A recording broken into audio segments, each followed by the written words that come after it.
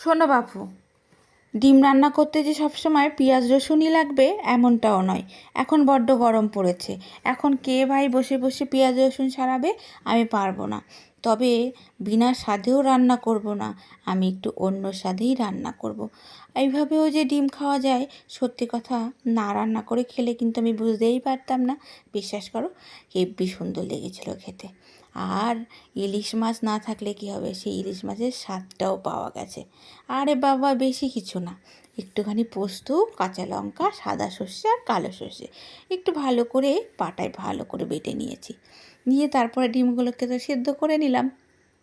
তারপরে সে মশলার মধ্যে একটু হলুদ গুঁড়ো, একটু কাশ্মীরি লঙ্কার গুঁড়ো আর লবণ আর একটু কাঁচা তেল দিয়ে বেশ খানিকক্ষণ একটু ম্যারিনেট করে রেখেছি, অনেকটা সময়। এরকম ম্যারিনেট করে নিয়ে আমি একটু ফ্যানের নিচেও বসতে পেরেছি, বুঝেছো? তাহলে কষ্টটাও কম হয়েছে। যাই হোক, তারপরে এটাকে একটু বাটিতে যদি ভাপাতে পারতাম হয়তো ভালো হতো। কি করব বলো, গরমে যে ধোবে তারও কষ্ট, আর আমারও আবার এত বাসন নষ্ট করতে ভালো লাগে না।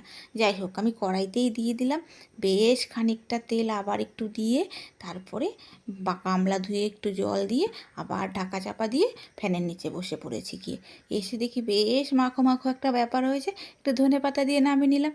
বাহ, খেতে সেই স্বাদ হয়েছে, ট্রাই করে দেখো।